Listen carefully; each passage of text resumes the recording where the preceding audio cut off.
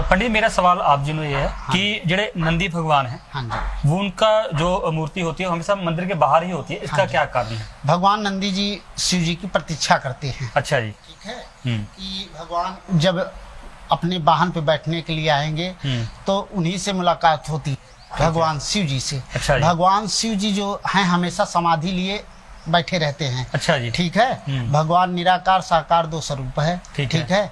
निराकार भगवान भोलेनाथ, ठीक है, वो बैठे हैं ऊपर। साकार जो है जिसका कोई आकार नहीं है, भगवान शिवलिंग है। ठीक है। और उसके बाद नंदी जी उनका इंतजार करते हैं जो भक्त गण आते हैं। ठीक है। सबसे पहले नंदी जी को नमस्कार करना चाहिए। ठीक है। क्योंकि अपनी मनोकामनाएं नंदी जी के कान में डालना चाहिए। अच्छा। ठीक है। हाँ, मैंने कई बार देखा भी है कि कान में बोलते हैं। हाँ, कान में बोलते हैं। नंदी जी के कान में बोलना चाहिए, धीरे से बोलना चाहिए, जो कि अपने आप सुनो और नंदी भगवान सुने। ठीक है। तो जिसकी मनोकामनाएं नहीं पूर्ण होती है, नंदी भगवान से कह के यह करते हैं, जब भगवान शिव जी आप पे विराजमान होंगे तो आप हमारा संदेशा कह देना। ठीक है। इसलिए आए थे, इसलिए आपकी पूजा पाठ करके गए हैं, आपकी मनोकामना का, अपनी मनोकामना के लिए। ठीक है। इसलिए भगवान शिव जी नंदी महाराज वहाँ बाहर विराजमान रहते हैं। उनको ही बाहर स्थान दिया गया कि हमेशा शिवलिंग और शिव नंदी भगवान की आंखें जो है शिवलिंग को हमेशा देखती रहती है। ठीक है। एक दूसरे की नजर हमेशा मिलती रहती है। ठीक है। हम चलते हैं अंदर जी। हाँ जी, तो आ जाइए। ठीक है जी। हाँ जी।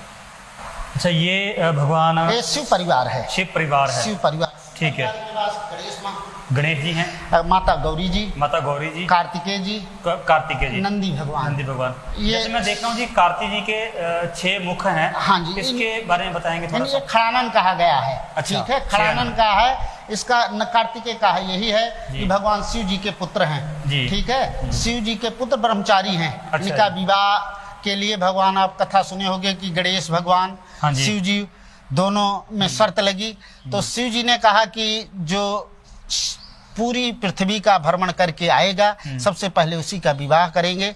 ठीक है। उसके विवाह के बाद तो कार्तिकेय ने कहा कि ठीक है, हमारे पास वाहन है। किसका? मोर का।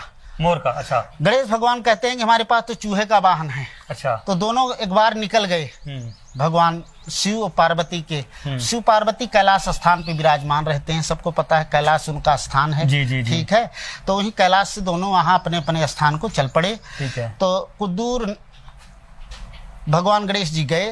उसके बाद उसने सोचा कि हमारा तो चूहा वाहन है, हम इस सारी दुनिया को कैसे भ्रमण कर पाएंगे। जी, बिल्कुल। तो उसने कहा कि संसार के माता पिता माता पार्वती और शिव हैं। ठीक है। ठीक है।